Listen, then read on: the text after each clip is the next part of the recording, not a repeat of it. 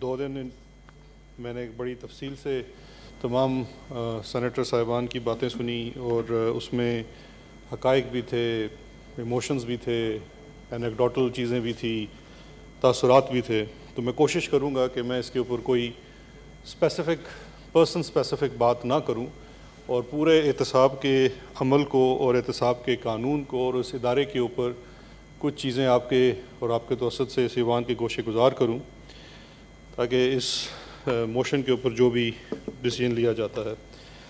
میں یہاں یہ بھی عرض کرنا چاہوں گا کہ جو آپ نے جیسا فرمایا کہ جو انڈیویجول کیسز ہیں اور جس کی طرف آپ نے اشارہ بھی کیا اور اس کے اوپر حکومت کی جو بھی اسسٹنس درکار ہوگی اس کے لیے ہم ہر وقت موجود ہیں.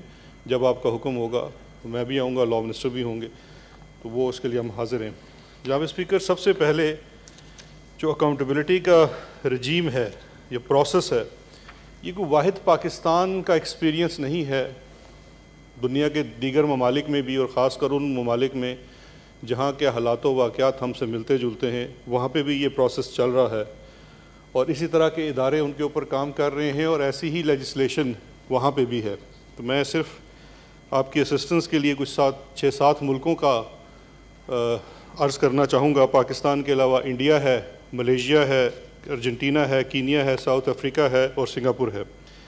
وہاں پہ بھی اکاؤنٹیبلٹی کے لیے ایسا ہی ایک سینٹرل ادارہ ہے، اس کا ایک اس سے بالکل مماثلت رکھتا قانون ہے. اور جب میں کہتا ہوں مماثلت رکھتا قانون ہے تو ان قوانین میں بھی یہی کلازز ہیں جس کو لے کے ہم بار بار اس کے اوپر بحث بھی کر رہے ہیں.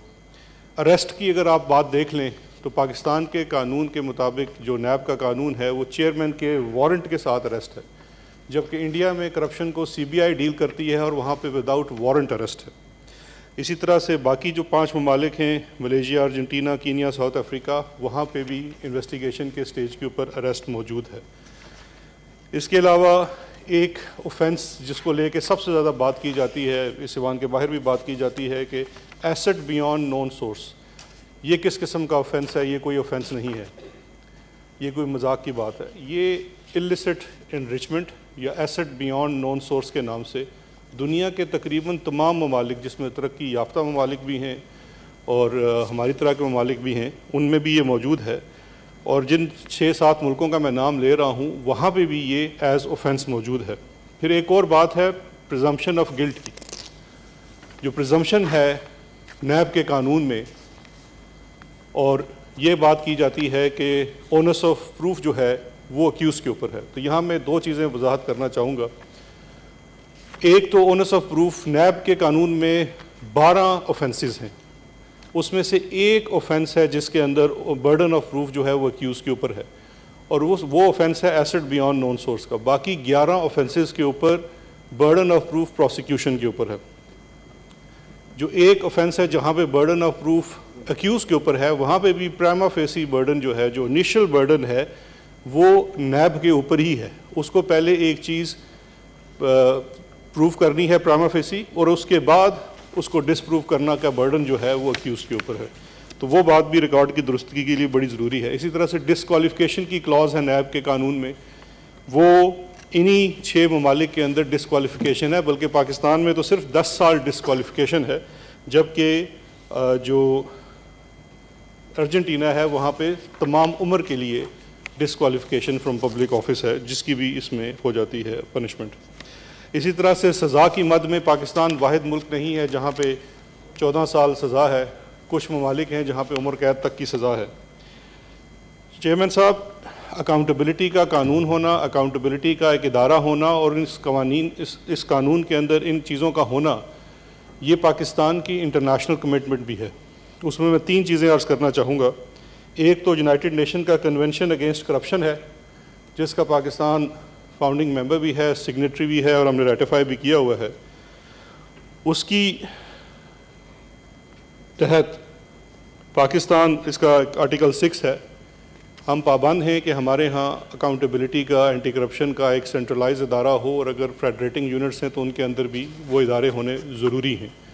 اور اس کے ساتھ ساتھ جو اوفینسز ہیں، جو کرمنلائزیشن کی ڈیمانڈ ہے اس انٹرنیشنل کنونشن کی جس کے ہم سگنیٹری ہیں، اس میں یہ تمام اوفینسز شامل ہیں جو نیب کے قانون کے اندر شامل ہیں.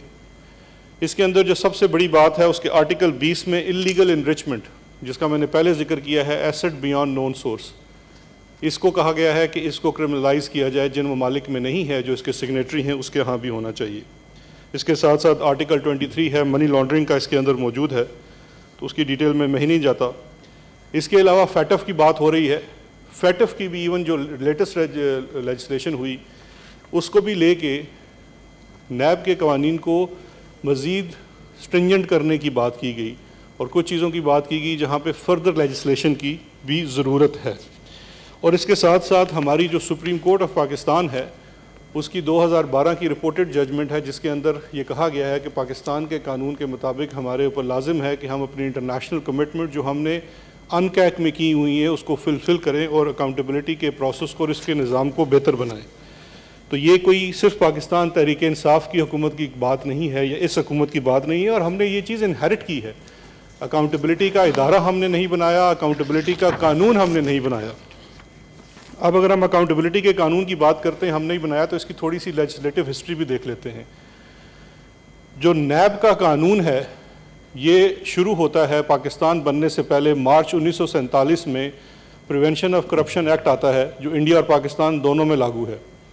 اس کے بعد ہمارے ایک فادر سینیٹر نے بات کی، ایبڈو وغیرہ کی بات ہوئی، وہ مختلف قوانین آتے رہے جاتے رہے۔ جو ریسنٹ ٹائم میں اس وقت نیشنل اکاؤنٹیبلٹی ایکٹ آرڈیننس آپ کے سامنے موجود ہے، اس کی سب سے پہلی جو شکل تھی وہ احتساب آرڈیننس کی صورت میں 1996 میں غالباً یہ آئی تھی، جب انٹرم گورنمنٹ آئی جس کا مینڈیٹ الیکشن کرانا تھا، لیکن انہوں نے اپنے مینڈیٹ سے بڑھ کر احتساب کا کام بھی شروع کر دیا۔ ہمارے بڑے نامور صحافی ہیں سیٹھی صاحب، نجم سیٹھی، وہ اس کے چیئرمین بنے، انہوں نے وہ ایک آرڈیننس بنایا، اور اس آرڈیننس کو 1985 سے یہ بھی بات ہوتی ہے کہ جی نیب 1985 سے احتساب کرتا ہے۔ یہ پہلی دفعہ انٹرم گورنمنٹ نے 96 میں اس کو لاگو کیا، اور جب 97 میں پاکستان مسلم لیگ کی حکومت آئی تو انہوں نے اسی قانون کو انڈورس کرتے ہوئے اس کو ایکٹ آف پارلیمنٹ کے طور پہ پاس کروایا، اور احتساب ایکٹ بن گیا 1997 کا، صرف ایک ترمیم کے ساتھ۔ اور وہ ایک ترمیم یہ تھی کہ احتساب آرڈیننس کے اندر اس کا اطلاق 1985 سے ہونا تھا، انہوں نے اس کا اطلاق 1990 سے کر دیا۔ تو 85 اور جو اس کے بعد 88 اور 88 کی 2 گورنمنٹ تھی، اس کو اس سے باہر نکال دیا۔ اب جناب چیئرمین، اس کے بعد آپ کا نیشنل اکاؤنٹیبلٹی آرڈیننس آتا ہے، جو نہ صرف جو اس قانون کو انہیرٹ کرتا ہے جو احتساب ایکٹ تھا، سیم وہی چیزوں کو نئے قانون میں لیا جاتا ہے، بلکہ اس کے اندر ایک کلاز ہے کہ کیسز کو بھی انہیرٹ کیا جاتا ہے، وہی کیسز جو پہلے بنائے گئے تھے ان کو نیب میں لے آیا جاتا ہے۔ یہ اس کی لیجسلیٹو ہسٹری ہے، اور اس میں سب سے جو ضروری چیز ہے جو یہ سمجھنے کے لیے اور ہماری ڈیبیٹ کے لیے بڑی اسسٹنس دے گی کہ اس کے اندر جو اختیارات ہیں، جیسے میں نے پہلے عرض کیا کہ یہ نظام پاکستان تحریک انصاف کی حکومت نے نہیں لائی، نیب کا آرڈیننس ہم نہیں لائے، 99 سے لاگو ہے، اور اس کے بعد 2 حکومتیں 10 سال کے لیے رہی، دونوں الیکٹڈ حکومتیں تھیں، ان دونوں حکومتوں نے بہت زیادہ لیجسلیشن کی، دونوں حکومتوں نے آئین کے اندر بڑی ترامیم کی۔ سب سے بڑی فنڈامنٹل ترمیم جس کے اوپر سب بڑا فخر بھی کرتے ہیں، کرنا بھی چاہیے، 18ویں ترمیم کی، کنسنسس پیدا کیا۔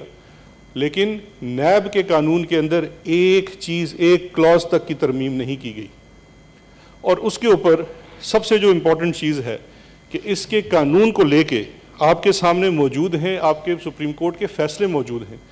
اس قانون کو سب سے پہلے اسفند یار ولی کیس میں پرکھا گیا، اس کیس کے اندر پرکھنے کے بعد اس کی جو کلازز، کچھ کلازز اس کی کالعدم قرار دی گئی، وہ ختم ہو گئی، اور اس کے بعد دوبارہ عزیز میمن کا ایک کیس ہے، یہ میں کیس میں سے کچھ چیزیں آپ کی گوشہ گزار کرنا چاہوں گا۔ 2013 کا یہ PLD کا رپورٹڈ کیس ہے جناب چیئرمین، اس کے اندر اور وہ چیزیں جو اس ایوان میں ڈسکس ہوئی ہیں اس لیے بڑی وہ ریلیونٹ ہیں۔ ایک بات کی گئی ہے 90 دن کے ریمانڈ کی۔ جناب چیئرمین، 90 دن کا ریمانڈ ایسے نہیں ہوتا کہ آپ جا کے عدالت میں کھڑے ہوتے ہیں اور آپ کو 90 دن کا ریمانڈ مل جاتا ہے۔ نیب کے اریسٹ کے بعد ودن 24 آور آپ کو پروڈیوس کرنا پڑتا ہے کہ اس کو بیفور این اکاؤنٹیبلٹی کورٹ جج، جو کہ ایک سینئر جج ہوتا ہے سیشنز کا۔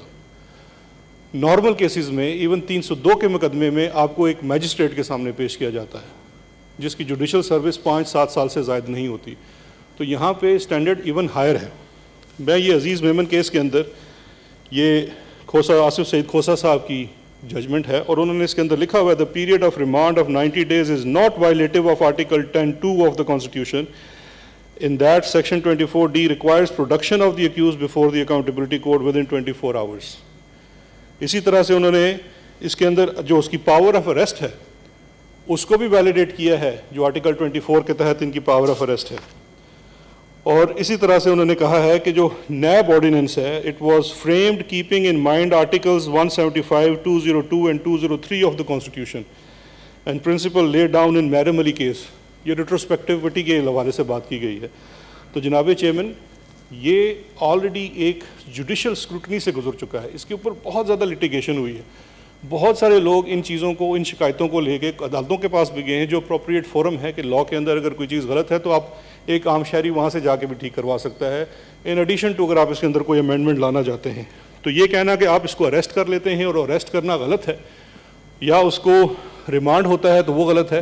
اور اس پورے ججمنٹ کے اندر جسٹیفیکیشن بھی دی گئی ہے کہ ریمانڈ کی جسٹیفیکیشن کیوں ہے، اور آج تک کبھی نہیں ہوا کہ کسی کو ریمانڈ ملا ہو اور اگلی پیشی پہ وجوہات بتائے بغیر وہ ریمانڈ مل جائے. جناب چیئرمین اس کے ساتھ ساتھ جو نیب کی پرفارمنس ہے، آپ ذرا نیب کی پرفارمنس کی بات کر لیتے ہیں. اب نیب کی پرفارمنس میرے کولیگ سینیٹر ولید اقبال نے بھی بات کی. اب یہ بھی کہا گیا کہ اس پرفارمنس کے بارے میں ہم سب جانتے ہیں، لیکن جناب چیئرمین اس پرفارمنس کو جانتے ہوئے یہ بھی بڑا، اس کو تھوڑا سا ایک کمپیریزن کرنا بڑا ضروری ہے. ہم جس چیز کو وکٹمائزیشن کہہ رہے ہیں، میں تھوڑی دیر میں اس پہ بھی آؤں گا کہ کیوں اس کے اوپر بات کی جاتی ہے، انڈیویجول کیسز کے اوپر کیوں بات کی جاتی ہے. لیکن اس سے پہلے جس چیز کو ہم وکٹمائزیشن کہہ رہے ہیں کہ اس وقت بڑا ایک ماحول بنا ہوا ہے، لیکن اس ماحول کے ثمرات تو ذرا قوم سے آپ شیئر کریں.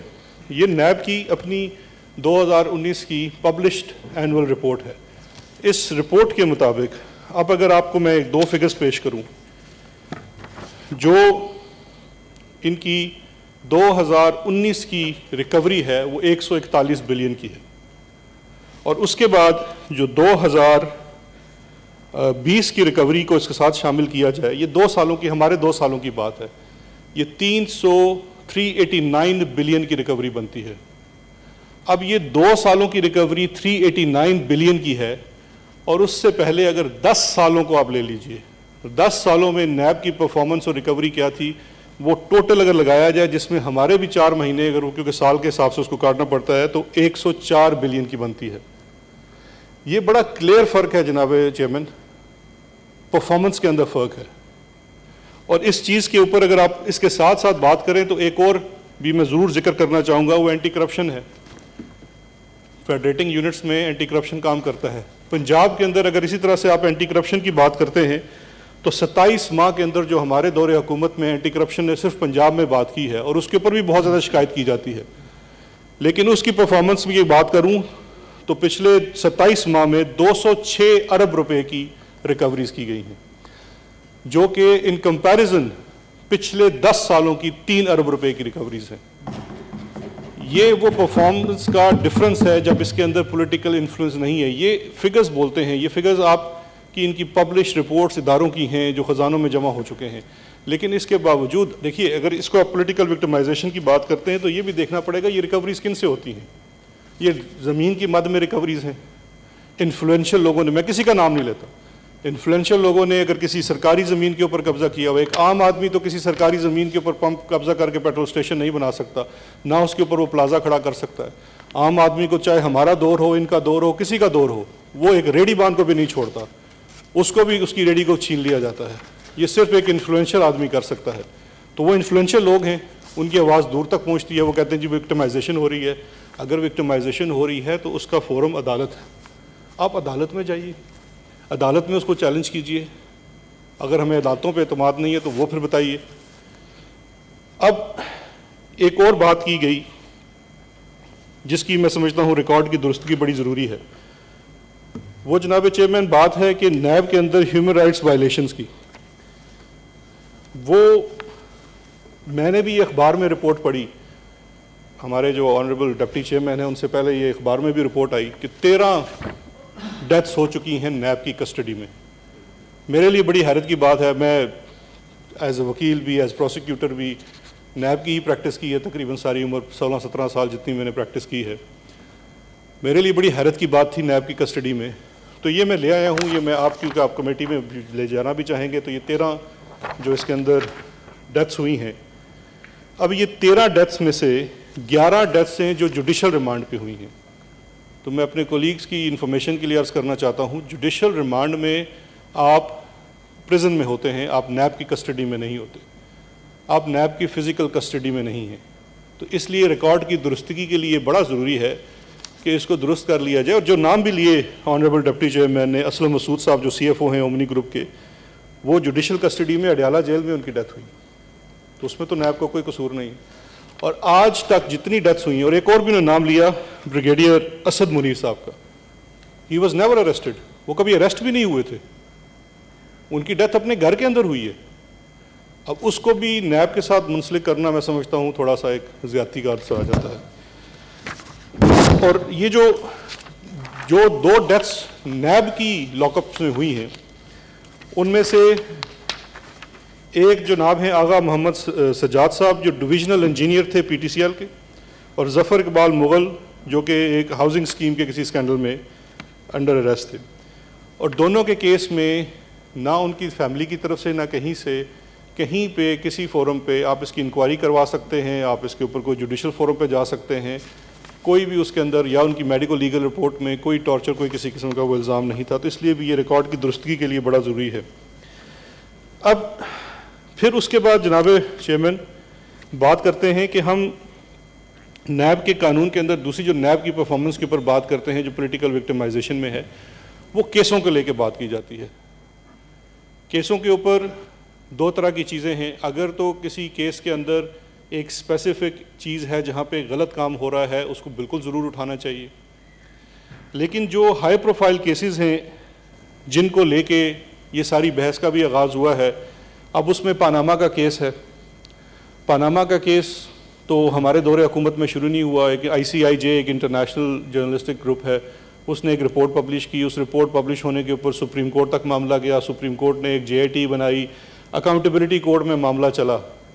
یہاں یہ بات بھی کرتے ہیں کہ آپ کسی کے اوپر کوئی بات نہ کریں, کسی کو نوٹس نہ دیں, کسی کو بلائیں نہ, صرف اس کو ٹرائل کریں اور کنوکٹ کر کے بس بات ختم کر دیں. پاناما کے نتیجے میں کنوکشن تو ہو گئی تھی, اکاؤنٹیبلٹی سے کنوکشن ہو چکی ہے. آج اس کنوکشن کو کون تسلیم کر رہا ہے آپ میں سے؟ تو ان چیزوں کے اوپر بھی نظر ڈالنی چاہیے. پھر اس کے ساتھ ساتھ فیک اکاؤنٹس کا کیس ہے. فیک اکاؤنٹس کا کیس ہمارے دور حکومت میں شروع نہیں ہوا. پچھلے دور حکومت کے وزیر داخلہ نے اس کیس کو آغاز کیا. اس کے بعد سپریم کورٹ نے پھر ایک JIT بنائی. اس JIT نے بنا کے پھر کیسز بھیجے. اب اس کیس کو بھی مجھے اگر کہیں گے تو میں اس کیس کے بھی پورے فیکٹس یہاں بیان کر دوں گا. پھر ہم پہ الزام لگ جائے گا کہ ہم میڈیا ٹرائل کرتے ہیں. اب اس کیس کو بھی کیا پاکستان تحریک انصاف کی حکومت نے شروع کیا؟ ہرگز نہیں کیا. ہم سے صرف ایک غلطی ہوئی ہے, ہم نے ان چیزوں کے اندر انٹرفیئر نہیں کیا, ہم نے ان چیزوں کو روکا نہیں اور کسی بھی سیاسی مصلحت کے تحت نہیں روکا. تو یہ اگر ہم پہ الزام ہے تو یہ الزام پہ درست ہے. پھر اسی طرح سے ایک یہ TTs کا اسکینڈل آ گیا. میڈیا ٹرائل کی بات کرتے ہیں. مجھے پرسنلی تک کہا گیا کہ جی آپ غلط بات کرتے ہیں اس کیس کے اوپر, ہم آپ کو ڈیفیمیشن میں سو کریں گے. آج تک نہیں کیا گیا. اگر اس کیس کے اندر یا اس چیز کے اندر ایک بھی چیز میڈیا ٹرائل ہے, میڈیا ٹرائل کیا ہے؟ آپ کسی کے اوپر جھوٹا الزام لگائیں. اگر جھوٹا الزام ہے تو اس کے اوپر فارم موجود ہے ڈیفیمیشن کا, آپ لے جائیے ڈیفیمیشن کے اندر. پھر خواجہ آصف صاحب کی گرفتاری کی بات ہے, اور وہ بڑی ریلیونٹ ہے کیونکہ وہ ریسنٹ ہے. تو خواجہ آصف صاحب کی گرفتاری کے اوپر سب سے دیکھیں, آپ خود اپنے آپ کو پیش کر دیتے ہیں کہ ہمارے ساتھ زیادتی کی پولیٹیکل وکٹمائزیشن کی جا رہی ہے, اور آپ پولیٹیکل وکٹمائزیشن کا الزام نیب کے اوپر نہیں لگاتے, آپ پولیٹیکل وکٹمائزیشن کا الزام حکومت وقت کے اوپر لگاتے ہیں. اس لیے حکومت وقت کے ترجمانوں کا, وزراء کا پھر فرض بنتا ہے کہ وہ آ کے اپنا کیس ڈیفینڈ کریں, وہ آ کے بتائیں کہ یہ چیزیں کیا ہیں. میں نے آج سے 1-2 دن پہلے پریس کانفرنس کی ہے, اس کے اندر میں جو ریمانڈ ہے وہ لے کے گیا ہوں کہ ریمانڈ کے اندر کیا کیا چیزیں لکھی ہوئی ہیں, کیا کیا ان کے اوپر الزامات ہیں. اور یہ بھی کہا ہے الزامات ہیں, یہ نہیں کہا کہ یہ ثابت ہو گیا ہے. اور یہ اس لیے کہا ہے کہ آپ ہمارے اوپر الزام لگا رہے ہیں کہ آپ کی پولیٹیکل وکٹمائزیشن ہو رہی ہے. اگر اس ریمانڈ کے اندر یہ سوال ڈالا گیا ہے کہ آپ پاکستان میں رہتے ہوئے 5 سال آپ یہاں وزیر ہیں, وزیر دفاع ہیں, وزیر خزانہ ہیں, وزیر بجلی و پانی ہیں, تو آپ 22 लाख रुपए माहाना की जॉब जिसके लिए आपको 8 घंटे हर रोज़ काम करना है, छुट्टी भी हफ्ते में 1 दिन है, उसकी मद में तनख्वाह कैसे क्लेम कर रहे हैं, उसकी तनख्वाह का बेनिफिट कैसे ले रहे हैं, क्योंकि केस आपके ऊपर एसेट्स बियॉन्ड नॉन सोर्स का है। तो अगर हम ये बात आके बताते हैं कि जिस चीज़ के ऊपर एक एक्शन हो चुका है, तो वो अगर मीडिया ट्रायल है तो मुझे नहीं पता, फिर मीडिया ट्रायल है तो आप हमें फिर अदालत में ले जाइए। जनाब चेयरमैन, इसके बाद जो कानून की बात है, नैब लेजिस्लेशन की बात है, मैं पहले जिक्र कर चुका हूँ, आईनी तरमीम हुई 10 सालों में, नैब के कानून को चेंज नहीं किया गया। उसकी 2 वजूहात हैं। एक वजह जो है नैब के कानून चेंज ना करने की, सबसे बड़ी तो आपकी एक रिपोर्टेड जजमेंट के अंदर, जो पनामा की जजमेंट है 2017 की, उसके अंदर लिखी हुई है, उस वक़्त के चेयरमैन नैब को बाकायदा कोर्ट ने कहा है कि ये फेवर कर रहे हैं, इनके ऊपर इन्फ्लुएंस है, और उनको काम करने से रोक दिया गया। और जो अभी चेयरमैन नैब की बात करते हैं, तो हमने तो अपॉइंट नहीं किया इनको। माजी में चेयरमैन साहब, आपको मालूम होगा कि फसी बुखारी साहब की अपॉइंटमेंट को चैलेंज किया था, जो निसार साहब ने चैलेंज किया था। उनकी अपॉइंटमेंट कंसल्टेशन के बगैर हुई थी, जो कानून में तरीका दिया उसके बगैर हुई थी, और वो फैसला हुआ और उनकी अपॉइंटमेंट ख़त्म हुई। तो आपको अगर इसके अंदर भी कोई इशू है तो फोरम आपका कोर्ट है, चाहे वो हाई कोर्ट हो या सुप्रीम कोर्ट हो। पाकिस्तान तहरीक इंसाफ की हुकूमत ने नैब के कवानीन के अंदर बेहतरी लाने के लिए एक ऑर्डिनेंस लाया। वो ऑर्डिनेंस इस हाउस में लैप्स कर गया। उसके ऊपर हम आपकी सरबराही में बैठे, अपने अपोजिशन के अरकान के साथ बैठे, एक एक क्लॉज के ऊपर बात की, और हमने इनसे इस्तदा की कि इसको आप एक्सपायर ना होने दें, आप इसके अंदर तरामीम करें, लेकिन वो तरामीम करें जो हो सकती हैं। हम वो तरामीम नहीं कर सकते जो हमारे अपने मंशूर के खिलाफ है, हमारे मैंडेट के खिलाफ है, और पाकिस्तान के कानून के खिलाफ है। क्योंकि माजी में सेनेटर रहमान मलिक साहब ने बात की एनआरओ के ऊपर, उन्होंने एक लफ्ज़ भी इस्तेमाल कर दिया, तो मैंने वो फौरन जजमेंट भी इत्तफाकन में साथ लाया हुआ था। 2010 की रिपोर्टेड जजमेंट है, फुल कोर्ट 17 जजेस की जजमेंट है। आज अगर आप कहते हैं कि एनआरओ को चीज़ें नहीं थी, तो पहला तो एनआरओ वो था जिसके ऊपर 17 जजों की जजमेंट मौजूद है, बड़ी डिटेल से लिखी हुई है, उसके पूरे सियाको सबाक सारे उसके अंदर लिखे हुए हैं। हमें किसी बंद कमरे में बैठने की ज़रूरत नहीं है, पूरी कौम जानती है कैसे आया, क्या था, क्या नहीं था, और कैसे ख़त्म हो गया। उसके बाद जब हम अमेंडमेंट्स की बात करते हैं तो हम मुख्तलिफ पेजेस पे खड़े हैं, हम एक पेज पे नहीं हैं। बिज़नेस कम्युनिटी को लेके ये बिल्कुल रिकॉर्ड के ऊपर बात है कि बिज़नेस कम्युनिटी के लोग आके प्राइम मिनिस्टर को भी मिले, और उन्होंने नैब के कानून की नहीं, नैब की कुछ प्रैक्टिसेस की बात की कि बिजनेसमैन को बुला लिया जाता है जिससे बिजनेसमैन डर जाता है। देखिए, 2 चीज़ें हैं, एक तो है बुलाने के ऊपर आपको डरना नहीं चाहिए, सवाल तो किसी से भी हो सकता है। अब फिर मैं स्पेसिफिक केसेस पे नहीं जाना चाहता, लेकिन अगर किसी प्रोसीड ऑफ क्राइम किसी एक बिजनेसमैन के अकाउंट में जाती है तो उससे सवाल तो होना है, वो सवाल का जवाब दे सकता है। लेकिन इस चीज़ों को भी कैप करने के लिए हमने ऑफिशियली चेयरमैन नैब से भी बात की, और हम एक ऑर्डिनेंस भी लेके आए कि इन चीज़ों को सर्कमवेंट किया जाए और इस लॉ में ऐसा कोई सेफ गार्ड लगा दिया जाए कि अब्यूज़ ऑफ पावर ना हो सके। लेकिन उसका मकसद भी हरगिज़ एहतसाब के अमल को उसके ऊपर असरअंदाज होना नहीं था कि इसका कोई पर्सनल बेनिफिट ना किसी को मिले। एक कम्युनिटी की प्रोटेक्शन की बात है, बिजनेसमैन है, जिस तरह से डिप्टी चेयरमैन ने कहा कि एक ऑनेस्ट बिजनेस ट्रांजैक्शन जो है वो नैब के परव्यू में नहीं होनी चाहिए। तो पहली बात यह है कि कानून के तहत तो वो है भी नहीं, बिल्कुल नहीं है। एक बिजनेस ट्रांजैक्शन जो 2 प्राइवेट लोगों के माबैन है, उसका नैब के उसके ऊपर जुरिस्डिक्शन नहीं है। लेकिन एक बिजनेसमैन की बिजनेस ट्रांजैक्शन अगर किसी पब्लिक ऑफिस होल्डर या प्रोसीड ऑफ क्राइम उस ऑफेंस की जो 12 ऑफेंसेस हैं नैब के कानून के अंदर उसमें आती है, तो वो फिर उसके ऊपर उसका एक इनडायरेक्ट लिंक पैदा हो जाता है और उससे सवाल जवाब हो सकता है। हम इस हद तक भी बात करने को तैयार थे और आज भी हैं कि इसके ऊपर बिल्कुल सेफ गार्ड डाले जा सकते हैं।